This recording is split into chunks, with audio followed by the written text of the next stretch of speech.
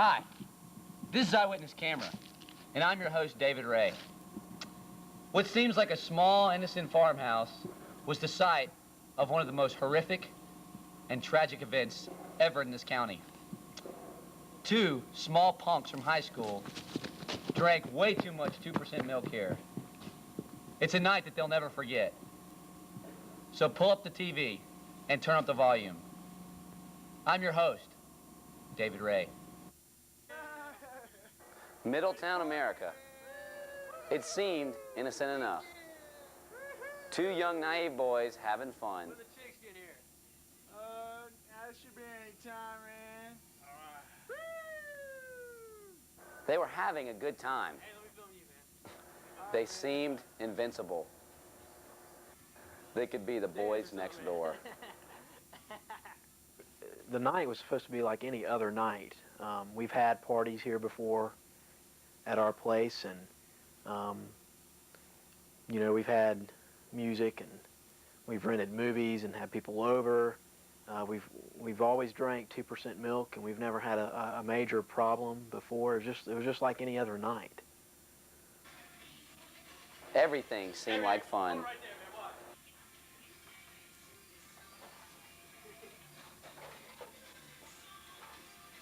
They did not know what awaited them.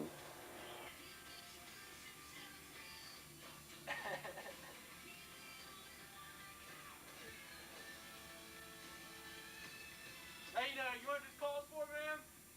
What's that, man? 2%, baby! And then there was the milk. Two things you never want to mix: Oreos and milk. All right, good with me, man.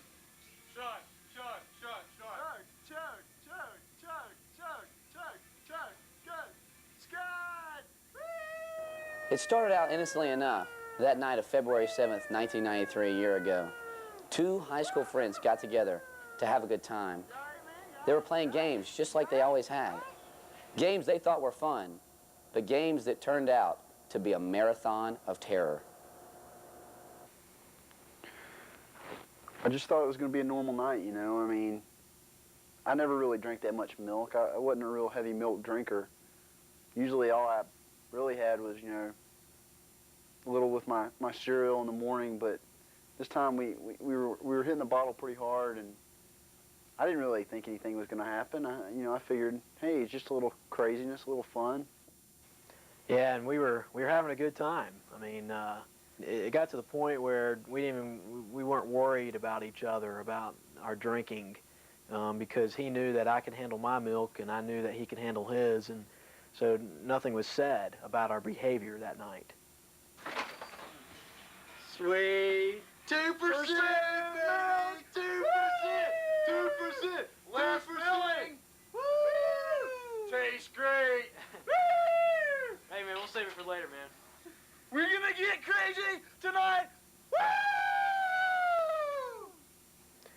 And then things were going well up to a certain point, and it got to the point where I was way gone. I had too much to drink, and I was in the kitchen by myself on the floor, just me and my 2%, and I was playing with some handcuffs that we had around the place. You know, we've had them just for a joke. And I remember I put one handcuff on this arm, and the next thing I know, I handcuffed myself to the milk jug, and that's when it all went downhill. That's when my marathon of terror began. And I remember Jason was there, and he just went nuts, and I was going nuts, and it was just not, it was very difficult to deal with. That was probably one of the hardest things I've ever gone through in my life. I didn't know what to do. So then I did like I always heard, and there's, you know, when you watch Chips and you were a kid, always make sure they don't go into shock. So that's the first thing I thought of. But then I realized I've got to get him help. I've got to go for help. So I went to the phone and I called the paramedics. I only prayed that they would be there in time. So finally, after a couple of minutes, the paramedics showed up, and unfortunately, none of this was on the video, but they, with their, I don't know what they used, but they used some sort of device to cut through the milk carton and free me, and they had a locksmith come in and get the handcuffs off my arm, and I would say there's about 7 or 8 paramedics in here, and it was chaos, and they finally freed me, and but I just, from all this, I know that something good had to come out of this, and right now I'm in a drinking program right now, and I'm getting some counseling, and my friend as well, and I know this will never happen to me again, and I thank God for that. I'm never going to drink milk like that again. In fact, I don't even think I'll ever pick up another gallon of milk as long as I live. I learned my lesson that night. I learned milk doesn't make a body good.